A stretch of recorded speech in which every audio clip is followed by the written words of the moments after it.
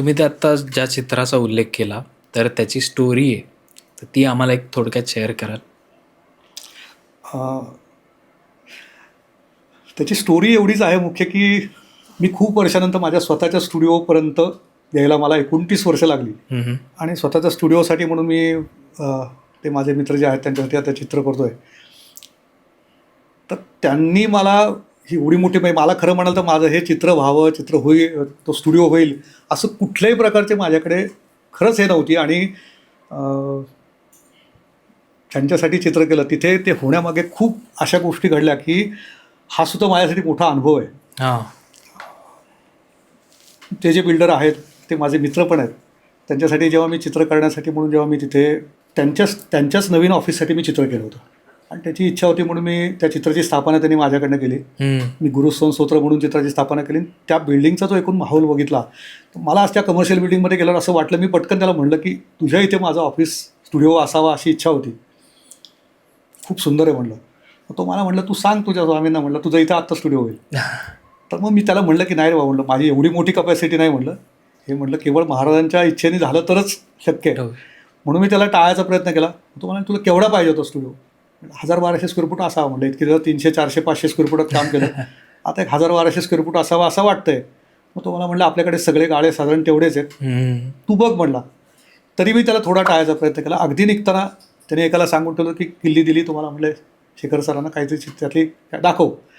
तर त्याने त्या 6व्या-7व्या मजल्यावरती काही मला हे ओपन करून दाखवले आणि खरोखर ते बघितल्यानंतर मला असं वाटलं की या खरंच अशा ठिकाणी स्टुडिओ असावा. पण माझी हिंमत झाली नाही. मी ते बघितलं सगळं आणि घरी आलो. आधी स्टुडिओत आल्यानंतर माझ्या एक सहकारी दोघं मित्र आहेत, असिस्टंट आहेत, त्यांना सांगितलं स्टुडिओसाठी जागा बघितली, फार म्हटलं असं वाटलं की इथे आपला स्टुडिओ असावा. पुढे मी यापुढे एक शब्द बोललो नाही.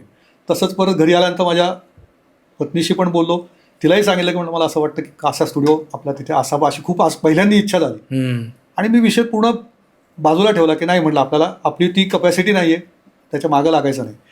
आणि पुढे अक्षरशः अघटित घटना घडत घडत माझ्याकडे त्याला इतके त्याचबरोबर 2-3 महिन्यात मला इतक्या लोकांकडनं अशा घटना अघटित घडत गेल्या आणि प्रत्येकाकडनं कॉमन एकच गोष्ट आली की पुढच्या 3 महिन्यात तुमचं ते मार्गी लागणार, तुमचं स्वप्न. आणि ते खरोखर अशक्य स्वप्न होतं.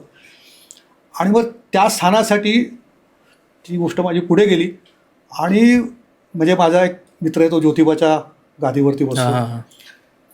तर त्यांनी मला सांगितलं की ज्योतिबा महाराजांच्या कृपेने म्हणले तुझं 3 महिन्यामध्ये तू त्या स्थानावरती जाशील. सेम त्याच्याकडनं आलं. अक्कलकोटला गेलो, धनंजय गुरुजींचा पण मला खूप असे अनुभव, त्यांना पण वाचासिद्धी आहे. बरं. कारण हे सगळी मंडळी कशी आहेत, हे चोळप्पांचे वंशज आहेत. आपण अक्कलकोटला एकदा गेलो म्हणून त्याची चर्चा करतो की आम्ही अक्कलकोटला जाऊन आलो किंवा आम्ही अक्कलकोटची यात्रा केली. पण हे चोळप्पा वंशज सगळे ते समाधी मठात दिवस रात्र असतात. त्यांचे पाय तिथे रोज त्या समाधीच्या तिथे आतमध्ये आत जाऊन बाहेर येत असतात. तर त्यामुळे त्या दिव्यत्वाची शक्ती तिथे त्या सतत त्या तेजात राहिल्यामुळे त्यांना वाचासिद्धी असते. धनंजय गुरुजी मला म्हणले होते 3 महिन्यात तुमचं काम मार्गी लागेल. आणि खरोखर त्याच्यानंतर अशा अशक्यपाय घटना घडत गेल्या आणि तिथे ते मार्गी लागलं.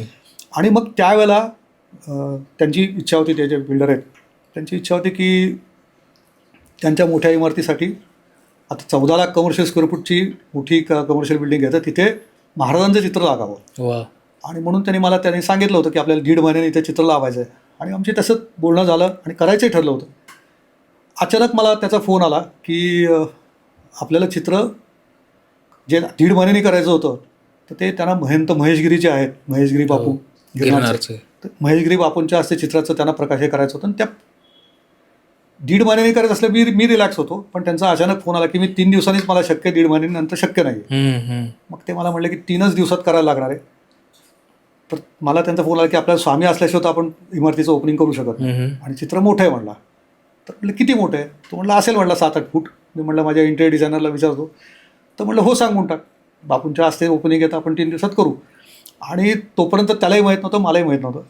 आणि अचानक आम्हाला त्या इंटेरियर डिझाईनकडनं कळलं की चित्राची हाईट 10 फूट आहे, की जे माझ्या स्टुडिओत बसणं शक्य नव्हतं. त्याची लांबी 20 फूट आहे आणि 4x10 फुटाची 4 पॅनल आहेत आणि ज्याच्यामध्ये ॲबस्ट्रॅक्ट त्यांना काहीतरी करायचं होतं. ते स्वामींचा काही संबंध नव्हता.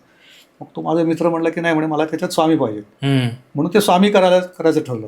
पण तोपर्यंत ते ॲबस्ट्रॅक्ट आहे इथपर्यंत मला माहीत होतं. आणि अचानक त्याचा किती पिरियड आहे माहीत नव्हतं. 3 दिवसात का त्याला हाईट 10 फूट बाय 20 फूट एवढं मोठं चित्र म्हटलं इम्पॉसिबल. पण आता आपण बोलून बसलोय आणि महेशगिरी बापूंनी आम्ही निरोप दिला होता की बापू जास्त ओपनिंग करायचं. आता महाराजांवरती सोडलं आणि अशक्यप्राय अनुभूती म्हणजे जे चित्र व्हायला 1.5 महिना लागतो ते 14 तासात पूर्ण झालं. बापरे. मग हे असे जेव्हा अनुभव येतात ना तेव्हा माझा चित्रकार म्हणून रोल, मी जर सामान्य चित्रकार असलो असतो तिथे तर मला 100% मी करू नसतो शकलो. करेक्ट. पण जेव्हा मला कळलं की हे आपण करतच नाहीये, महाराज स्वतः येऊन ती त्यांची शक्ती तिथे ती काम करते, तर ती एनर्जी मी फील केली आणि 14 तासात चित्र अत्यंत वेगाने, अत्यंत माझ्या आयुष्याला वन ऑफ द सुंदर चित्र ते पूर्ण झालं. वा, क्या बात आहे दादा. आणि तिथेच आता मी त्याच इमारतीमध्ये माझा स्वतःचा स्टुडिओ घेतलाय. आणि तो स्टुडिओ म्हणजे लोकांना नक्कीच पाहायला पण आवडेल, कारण आय एम शुअर की आपला पॉडकास्ट बघून लोक विचारत असतील की आम्हाला स्टुडिओला यायचं. सो त्यांना चित्र जर हवं असेल तर तुम्ही नक्की दादांना कॉन्टॅक्ट करा आणि स्टुडिओला पण व्हिजिट करा.